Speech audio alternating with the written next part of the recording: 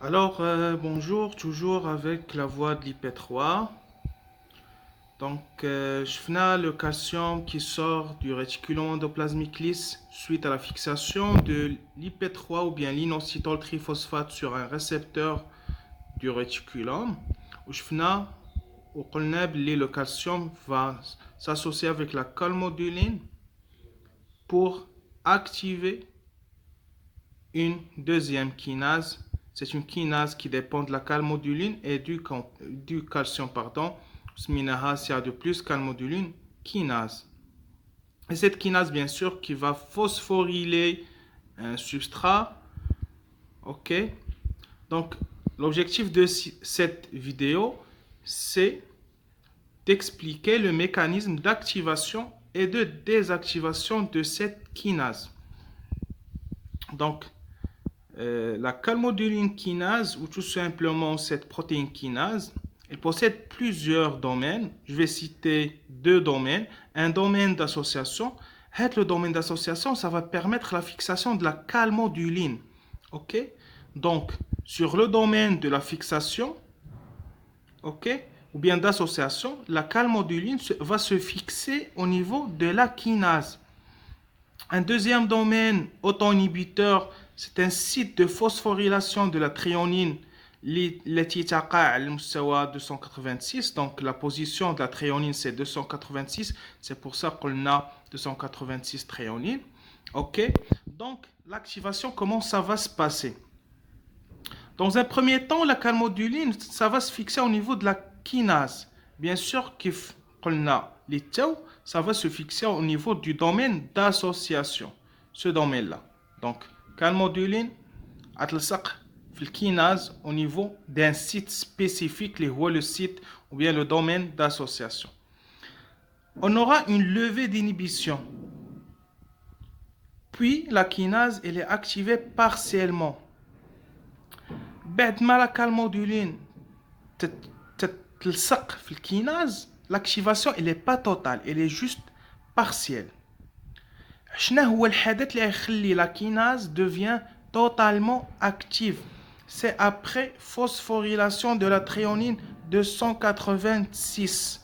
Ok, donc la kinase devient active totalement, c'est après la phosphorylation de la thréonine 286. Donc, si on vous demande, ou bien si on nous demande l'activation de la kinase, ça se fait en deux étapes. Une activation partielle après fixation de la calmoduline et une fixation, ça devient totale après phosphorylation de la thréonine en position 286. OK? Donc, un système après activation, ça doit retourner à un état initial, c'est retour à l'état d'inactivation. Donc, la question qu'on doit se poser, comment se fait la désactivation?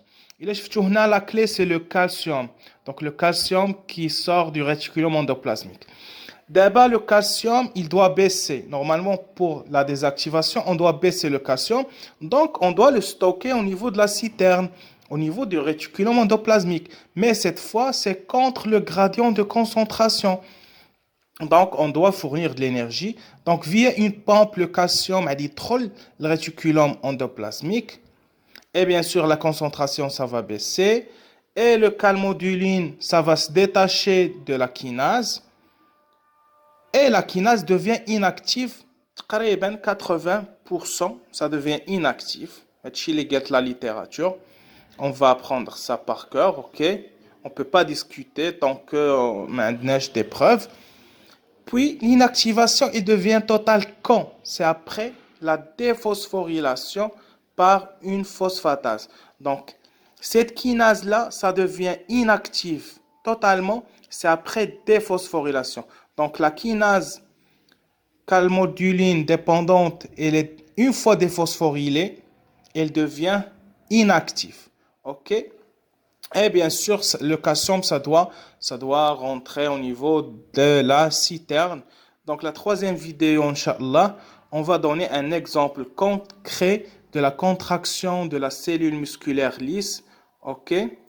Donc, je vous invite à le voir. Donc, ça va concrétiser la voie depuis la fixation du ligand, bien du neurotransmetteur, jusqu'à l'effet biologique, qui est la contraction de la cellule musculaire lisse.